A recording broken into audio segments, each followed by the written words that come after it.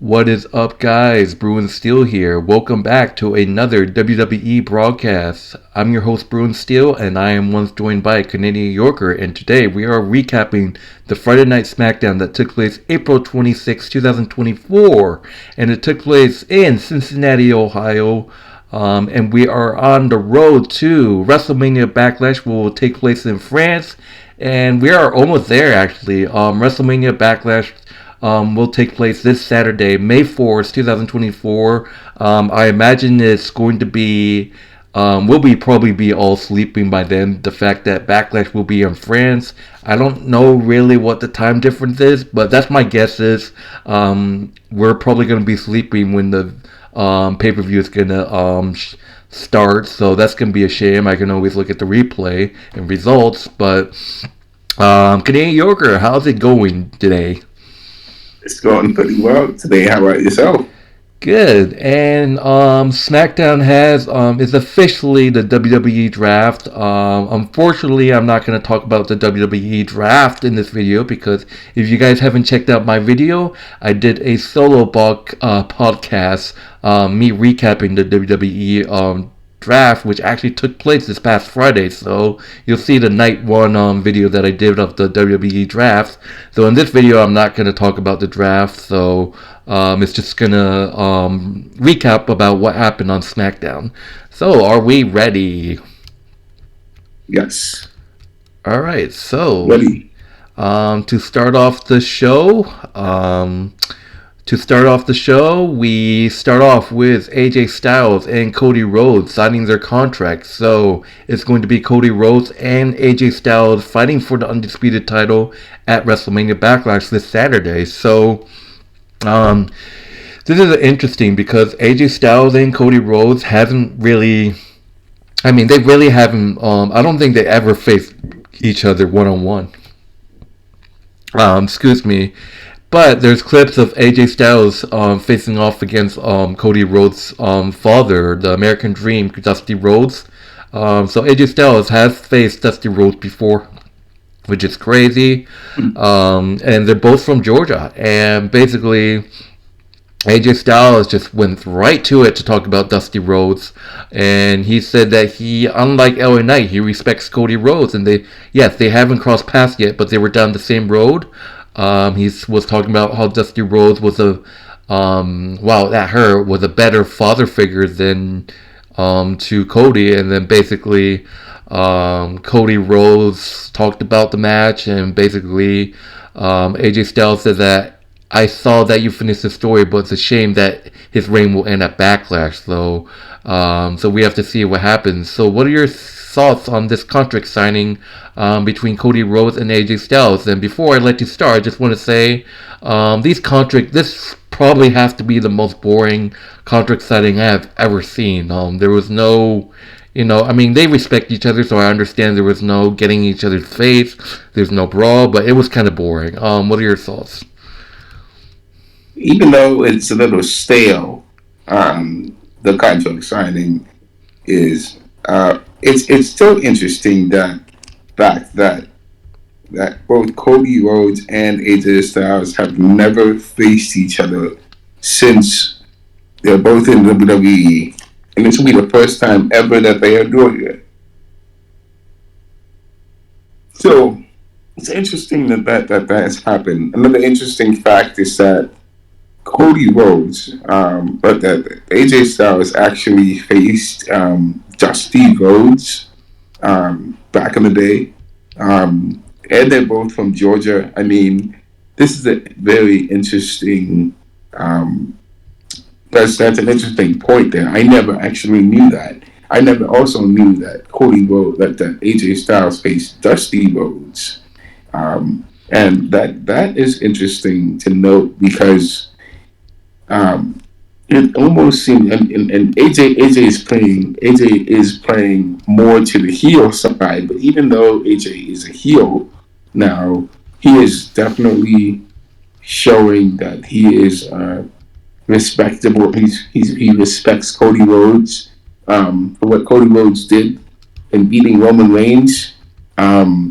So I mean, now we have a whole new type of story unfolding with Cody facing off against Roman's former nemesis. But they all hated Roman. We all know that they all did not like Roman Reigns. So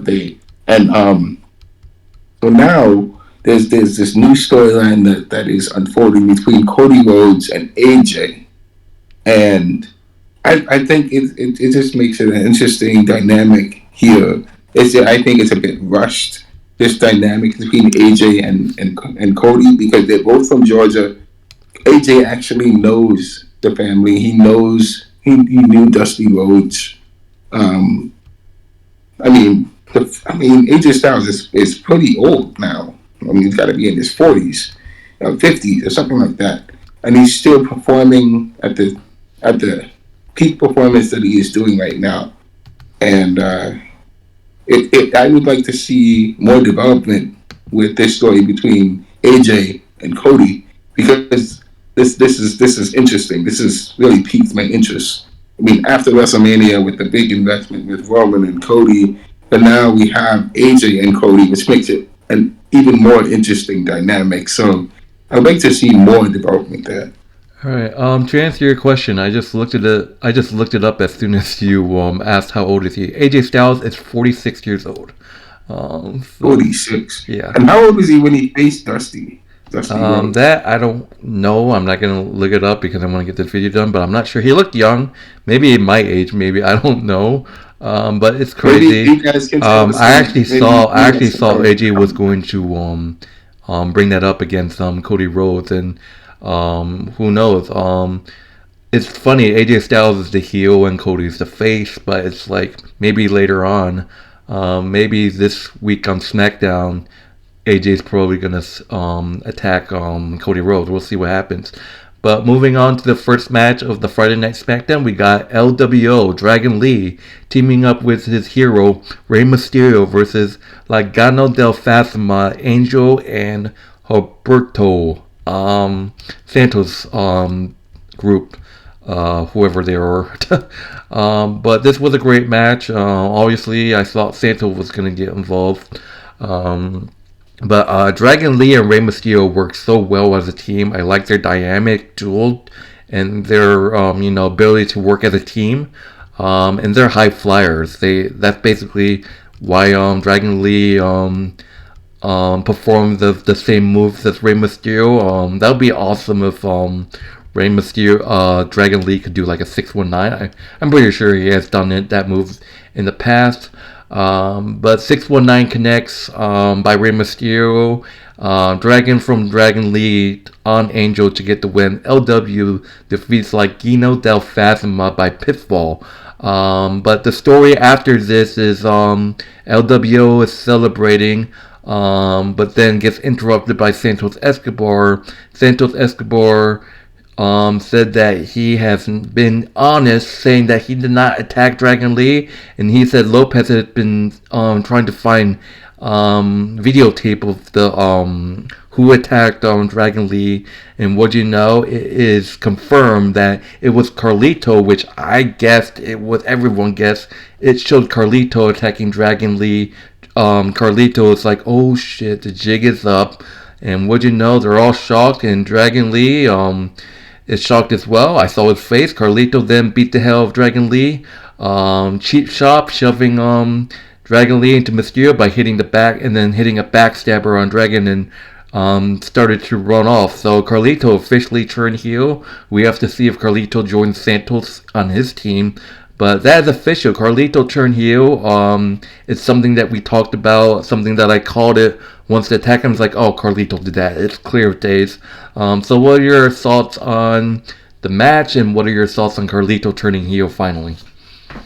Well, it's great to see that they got the win, and the name is the Legado del Fantasma.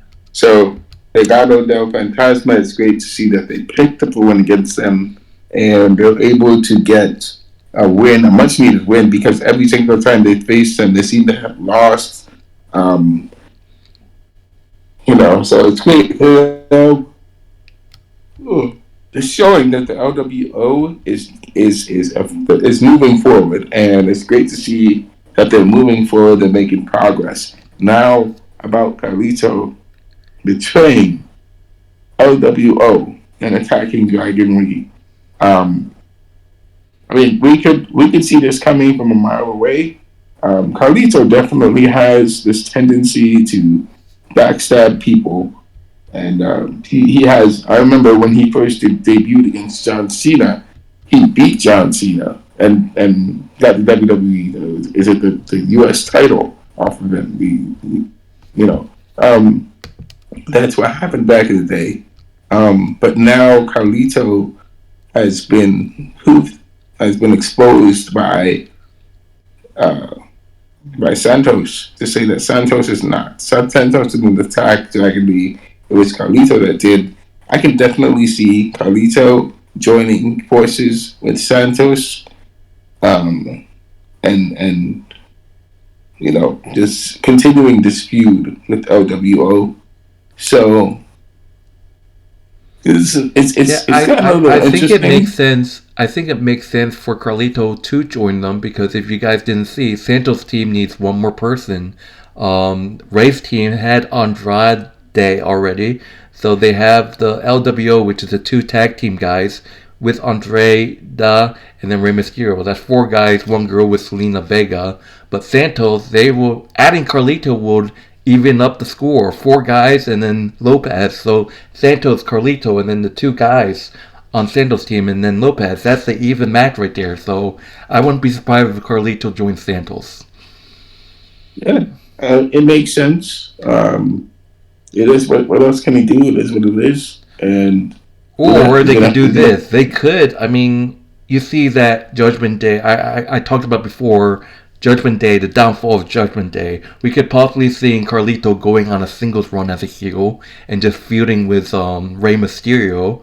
We can see Dominic Mysterio, or the biggest thing, we can see Dominic Mysterio completely breaking up the Judgment Day. Judgment Day is probably gonna break up. If they break up, Dominic Mysterio could go on his way. He could betray Judgment Day, and Dominic Mysterio could join Santos. So Dominic Mysterio could be that final member for Santos' teams if he wants to feud with his father more. Santos, Dominic Mysterio, and the two guys and Lopez. What a team that would be! But Carlito could go on a singles run. Yes, yes, he definitely could. It would make more sense for him to join Santos Group because right now the singles run is packed and stacked, and But just the thing is, though, we've seen a babyface faction getting betrayed a lot. Are we gonna? Question is, are we ever gonna see down the road one of the heel factions turn face and turn on and then go on the good side? I don't think it's gonna happen. But Santos, he's not turning. I mean, Santos, he's not turning face anytime soon. So yeah, leave him there. But it's like, oh, the babyface faction's losing members. Will heel faction ever turn face? We have to see. I mean, that's what happened to Andrade. We saw Andrade be on Santos' side, and then he. I mean, I don't know if he started as a face or a heel. I guess he was a face, but I don't want to talk too much about it. But mm, but moving on, we got Braun Breaker versus Cedric Anderson. One of those quick matches. Braun Breaker, you know, just a dominant faction. Braun Breaker needs a push. I don't know why. We get it. We get it. Braun Breaker is strong. We get that this guy's a monster. Stop putting him in like easy matches and put him like against someone that's pretty good. I don't know. But Braun Breaker with his last match on SmackDown. Yeah, you heard me wrong. Braun Breaker got traded from SmackDown to Raw. So this was Braun Breaker's last match in SmackDown. And Braun Breaker defeats Cedric Anderson with a huge spear. Any thoughts or it's good to see Van Baker picking up the win and moving forward. Um, yeah, Van Baker should have some more. Should have some more he definitely needs some sort of push going forward. However, there are people that are there already, and it makes sense for Bron Breakker to go. He can do anything. He can go challenge Sami, Zayn, the Intercontinental title. There's a big pool out there for him, so he can basically do anything he wants. All right, so moving on. Just want to mention the people that actually. I said I didn't want to talk about the draft, but I'm just probably gonna go through it quick at the end of this video. I changed my mind. I'm just gonna tell you guys who made the picks. Like there's some Hall of Famers. But moving on to the next segment, we got Solo Sikoa coming up with a nice suit and gloves with this new member of the Bloodline. What's his name again? Oh yeah, Tama Tonga. And he basically they threatened Heyman, and basically Kevin Owens want revenge, so Kevin Owens attacked both of them. This is when Tonga ran over Kevin Owens last week with a car. But basically things didn't go well, and then basically towards the end it was the Kabuki Warriors having a confrontation with Bianca Belair and Jade Cargill. It's announced that Bianca Belair and Jade Cargill will team up and face the Kabuki Warriors for the Women's Tag Team Championships at WrestleMania Backlash. So there you have it. You got two of your girls teaming up together, Canadian Yorker. Yeah, and after this attack by Kevin Owens, the Bloodline's numbers got to him. Tama Tonga and Solo Sikoa attacked Kevin Owens, but Randy Orton makes the save and sends the Bloodline packing. And that's official, guys. Another WrestleMania Backlash match has been official. Solo Sikoa will team up with the new member, Tama Tonga, and has they face Kevin Owens and Randy Orton in a tag team match at Backlash. So that's going to hit hard as well. So any thoughts on the segments that I just mentioned? So there's a lot there. First, I want to talk about the Backlash. This has been a long time coming. Kevin Owens and Solo have a history together. They don't like each other. So this is going to be a very hard-hitting match. With Randy Orton, he doesn't like the Bloodline. So I just want to say the Bloodline versus Kevin Owens and Randy is going to be a classic, and I'm gonna love it. It's going to be a great match to see, and it's going to be a great. Yeah, match. And then Logan Paul is probably pulling a Roman at Backlash, not defending it. Yeah. I can say he will defend it. He will defend it. He will defend it at SummerSlam since this is his hometown, and he will retain it. Any thoughts on before we go on? Any thoughts on the Jade Cargill and Bianca versus Kabuki? For Jade and. I mean, it has to be right here. It has to be right here. Jade Cargill and Bianca are winning the titles right here. The Kabuki Warriors are probably the worst champions I've ever seen. Worse than Chelsea Green and Pimpernel Nivens? Hell no. Pimpernel Nivens and Chelsea Green were the worst. But oh my god, like holy moly, the Kabuki Warriors. That's like right after Chelsea Green and Pimpernel Nivens. Like holy shit, like. But Jade Cargill and Bianca, they are winning the titles at Backlash. But we're gonna have our Backlash predictions. But this has to be the time they take the titles off. I can't stand it, the Kabuki Warriors as Warriors. They didn't fucking defend the titles at WrestleMania. Like when was the last time that has ever been done? Like what? When was the last time the tag team titles have not been defended at WrestleMania? But see, the thing is, they couldn't defend the titles because Asuka got injured, right? But yet she still competed. It doesn't make a difference. That's what it is. Like worst champions I've ever seen, Jade and Bianca. I hope you take those titles off those frauds. Okay. Yeah, well, we'll have to see. That's I like like as that's much like as I that's like. like that's like Roman not defending his title at WrestleMania. Yeah, that would make sense, right? But the thing is, yeah, there was a bunch of reasons. There's reasons why they had it, but at least we got a match with Jade Cargill and Bianca teaming up. I mean, they were a pretty dominant team. I would love to see them win. You know, But the they're going thing to be a is, really like, good yes, team as we get for Jade Cargill, and Bianca will win. But then people are like, "Oh, I don't see anyone taking the titles off of them." That's a dominant force right there. But looking at, if you guys don't remember, I don't want to talk it too much. I want to get on with this video. But real quick, you guys remember the Ronda Rousey and Shayna Baszler winning the women's tag team titles? It's actually at the event that yes. we were at. I even said it. Oh, they're holding on to the title for a very long time, and what's happened? Shayna Baszler turns heel and turns on Ronda Rousey. Looking at this Jade Cargill and Bianca, I would not be surprised if they hold on to the title for a good amount of time in either one of them. I mean, I wouldn't be surprised if either one of those women turn on one another, like Jade and Bianca. Like, how many times we've seen tag teams turn on each other? We've seen Bayley turn on Sasha Banks when they were tag teaming. Now we saw Shayna Baszler turning on Ronda Rousey. I won't be surprised if I think Bianca might turn heel. Imagine Bianca turning on Jade. It's a pattern. So um, I don't know how you feel, but I mean.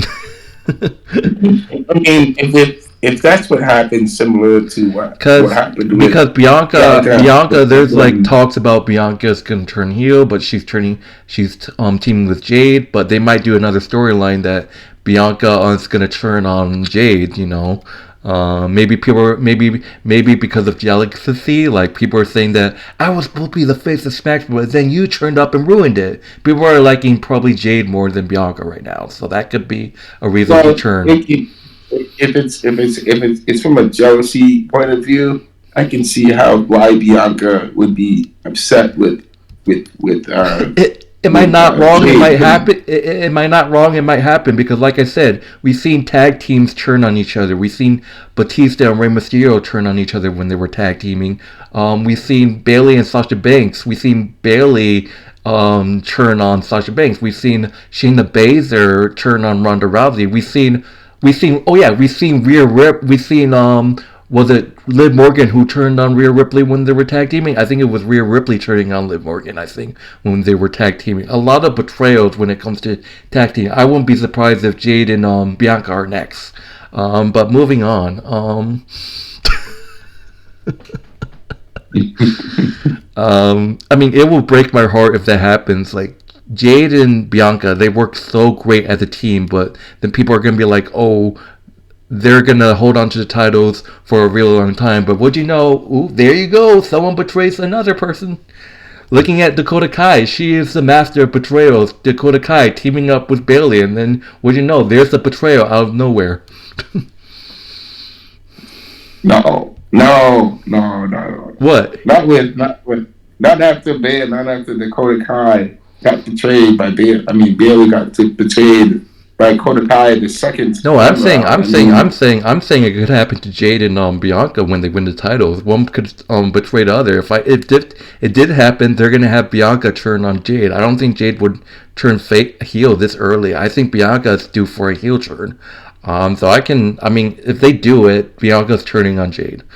But we'll see what happens. But moving on, we got Naomi versus Tiffany Stratton for the 100th time. Like, why? But this time it's actually, they did a rematch. It's actually the winner will face Bayley. Excuse me, will face Bayley for the women's championship at Backlash. So it went back and forth. I actually was cheering for Tiffany. I actually wanted Tiffany to be in a championship picture, but it was a great match. Went back and forth until at the end. Oh yeah, Bayley was on commentary for this. It went back and forth, and then Nia Jax once again gets involved in this match and then makes a statement.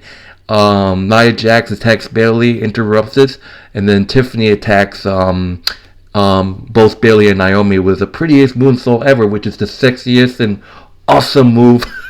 So Nia Jax gets involved, and I know you're surprised. Nia Jax has officially got traded. Nia Jax did get traded from Raw to SmackDown, so it'll be the first time ever Nia Jax is going to be on SmackDown. So Nia Jax gets traded from Raw to SmackDown, so that's gonna be interesting. Just letting you guys know, and because like, why would Nia Jax show up on SmackDown? Nia Jax has official. It's she got traded from Raw to SmackDown, and she's going after Bayley. That's straight what it is. What are your thoughts on the match? I forgot to mention, it's official because it was a disqualification. Nick Aldis made the official decision that it will be a triple threat match for the women's championship. It will be Tiffany Stratton, Naomi, and Bayley in a triple threat match. What are your thoughts on the match? Wow. I mean, that's a lot of development right there with Naomi, Bayley, and it's gonna be a hell of a match, triple threat match. Bayley's gonna retain. She has to retain. I love Tiffany Stratton, but like I said, Bayley deserves a reigning championship run. So, what are your thoughts? Once again, sorry, what's your thoughts on the Naomi and Tiffany ending in the disqualification? After her getting her win against Io Sky and Damage Control, it makes sense that she should have a little run going forward and making sure she can retain her title as a champion. I mean, the biggest challenge for Bayley would be after Backlash. I will be facing Nia Jax, which was a thorn in Rhea Ripley's side. But now that Rhea Ripley is out of the picture for some time, Bayley has the biggest target on their back, and I mean, even Damage Control wouldn't mess with Nia Jax. You know, they wouldn't mess with her. It seems like the WWE definitely hinted before at Nia Jax facing Bayley for the women's heavyweight championship in the past, but you know, it is a tough.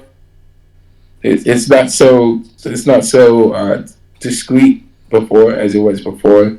So, you know, it's going to be interesting to see how things go. I definitely think I'm wondering if Nia Jax is going to get herself involved in that triple threat match.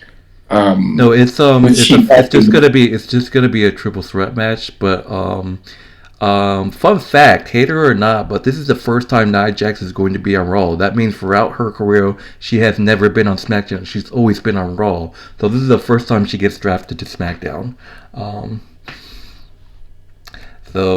You're probably happy because mostly we. I don't know. It's like she's on Raw. It's annoying, and then maybe you don't have to see her at the events we go to because then it's like, yes, she goes to the show. Because you might be like, oh, I don't go to the SmackDown events. I mostly go to the Monday Night Raw, and it's like, yes, I don't have to see that fucking ad. Well, I don't know. I'd probably say I'm happy not to see her. And see if there's now that she's gone from Raw. Raw has so much potential wrestlers that Nia Jax can work with. So, you know, it is a little bit concerning with her being in SmackDown now. But I think that with her not on Raw, there's so many. Imagine if Nia Jax is the one that dethrones Bayley. Man. Oh boy, we'll be talking about it for days. All right, so moving on to the main event, we got Carmelo Hayes versus the American Nightmare, Cody Rhodes.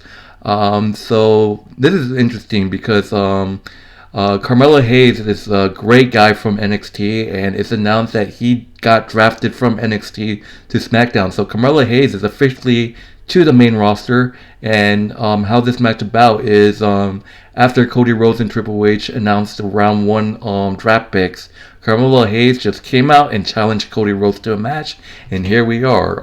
It was clear as day who was going to win this match. Look, Carmelo Hayes is great. I love the feud that he had with Trick Williams. Whoop that Trick. But you know, it was awesome. It's a saying that the crowd likes to say if you're confused. Whoop that fucking trick.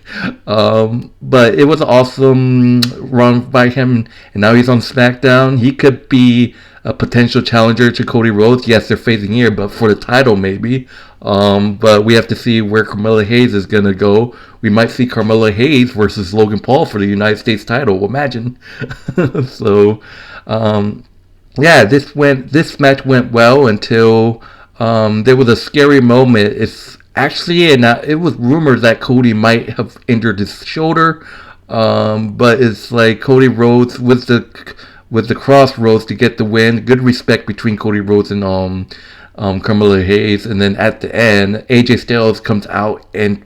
I thought he was going to attack Cody Rhodes, but they had a confrontation and they shake hands, ending the show. So, what are your thoughts on this Carmelo Hayes and American Nightmare Cody Rhodes match? I think it's really interesting that, first of all, Carmelo Hayes definitely made a name for himself in his feud with Trick Williams, and now that it seems like he's becoming more and more of an actual WWE wrestler on the WWE. So Carmelo Hayes is one of the up and coming newer wrestlers out there that's just coming up from the NXT to become one of the top wrestlers in WWE. So that's in the future we're going to be seeing more and more Carmelo Hayes in WWE. So the sky is the limit for Carmelo Hayes. For Cody, he's definitely reached the level he's at.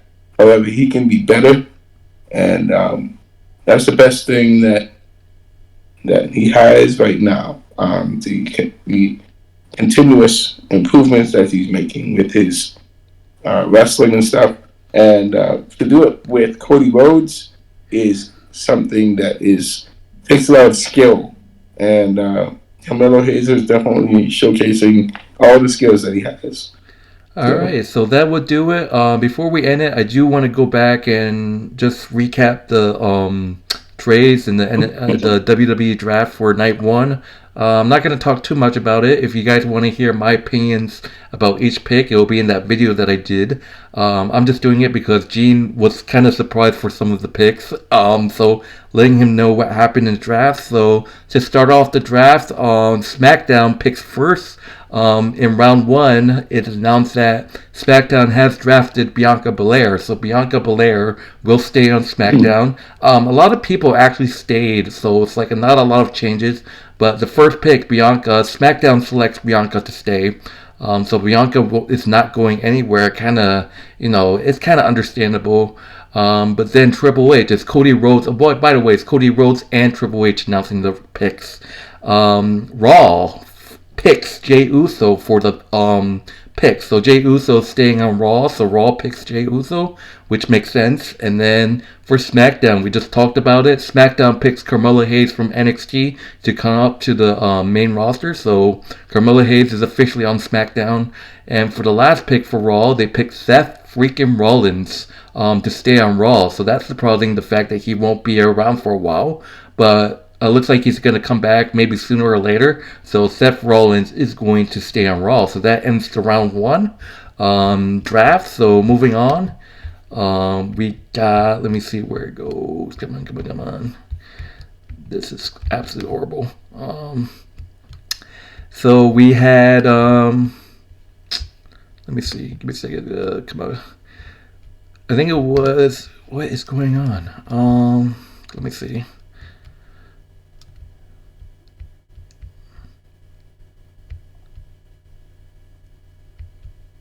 Oh yeah, here we go. So we got Michelle McCool and Tori Wilson making the next round picks. Really great divas. And we got oh yeah, here it is. So SmackDown selects Randy Orton. So Randy Orton is staying on SmackDown, which makes sense. And then That's the huge draft pick that we talked about. Braun Breaker is going to Raw, so on SmackDown for a bit. Braun Breaker is going to Raw, and then the one that completely shocked you, SmackDown picked Nia Jax, so Nia Jax will be on Friday nights, and to end the draft, it will be Liv Morgan staying on Raw. So all right, so moving on, we got the Dudley Boys. The Dudley Boys are the hosts of the next round. So SmackDown, we got LA Knight staying on SmackDown, and then we got Ricochet staying on Raw. We got the Bloodline, Solo Sikoa, Tama Tonga, and Paul Heyman to stay on SmackDown, and then we got Sheamus. We got Sheamus to go to Raw. Um, Sheamus is going to Raw. Sheamus is going to be on Raw, which kind of made sense. So, yes, it does. And then to end the draft, we got Teddy Long. Teddy Long, welcome back, and JBL to announce the final round picks. AJ Styles to SmackDown, so SmackDown will be keeping AJ Styles. For Raw, for the next pick for Raw, Alpha Academy, Chad Gable, Otis, Maxine, and Tozawa will stay on Raw. No surprise there. Andrade will move from Raw to SmackDown, so SmackDown will receive Andrade from Raw, so that's a huge pickup for SmackDown. In the final pick, Raw selects Kiana Jane from NXT. Really, really great athletic woman. I've seen her on NXT, and she's going to Monday Night Raw, so that's about it.